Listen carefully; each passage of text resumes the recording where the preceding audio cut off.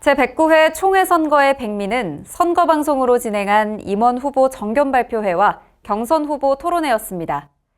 CTV의 실시간 중계로 전국 각지의 총대들에게 후보의 모습과 정책을 여과 없이 전달해드렸는데요. 특히 토론회는 처음 시도한 선거 프로그램이라 관심과 호응이 컸습니다.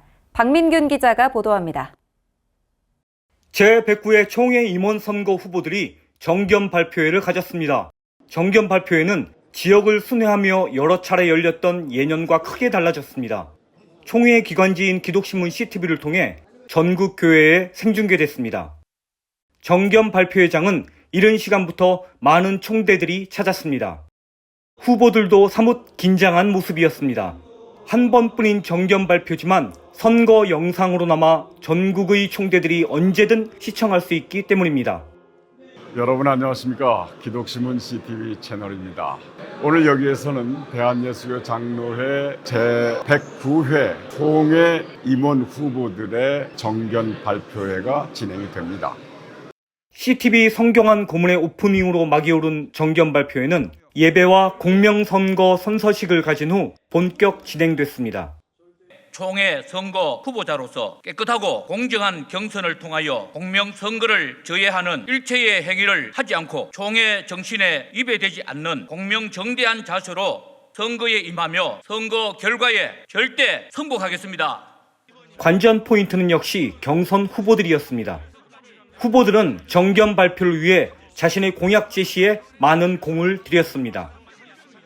아무래도 생방송을 한다고 해서 그런지 몰라도 사실 작년보다 훨씬 정견 준비라든지 공약들이 참 많이 체계적으로 잘 준비되었다고 생각을 해요. 정견 발표가 전체 임원 후보들의 비전을 알아보는 시간이라면 토론회는 경선 후보들 간의 차이점을 알아보는 시간이었습니다. 토론회는 총회 선거 규정 제27조 2항에 따른 것으로 총회 선관위가 후보 토론회를 개최한 건 이번이 처음입니다.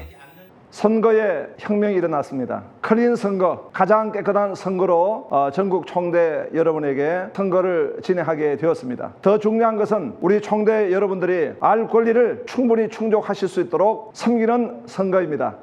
토론회는 총회 선관위 서기 한기영 목사 사회로 진행됐습니다. 후보 공통 질문과 개인 질문, 사전 질문 등으로 진행했으며 개인 공약 질문에 대해선 상대 후보가 평가 발언을 할 수 있게 했습니다. 후보들은 처음 하는 토론임에도 침착하게 자신의 생각을 밝혔습니다. 우리 김능관 목사님 말씀대로 하면 될 것 같고요. 한 가지 덧붙이면 홍보 기능이 좀 강화될 필요가 있다고 생각합니다. 어떤 총회로 우리가 어떤 일을 내가 하느냐에 중요한 관심을 가져야지 누가 꼭 그 일을 해야 되느냐에 관심을 가지면 항상 문제가 생깁니다. 총회 선관위가 주관한 정견 발표회와 토론회는 실시간 방송에 이어 CTV 유튜브 채널에 영상 콘텐츠로 게시되어 있습니다. 총대들이 정견 발표회와 토론회에 참석하지 못했어도 후보들의 정책을 다각적으로 확인할 수 있는 공론의 장이 마련된 겁니다. 총회 선관위와 기독신문 CTV가 진행한 선거방송은 유권자에게 알 권리를 제공했다는 측면에서 총회 선거 문화 발전에 큰 의미가 있다는 평가를 받고 있습니다. CTV 뉴스 박민규입니다.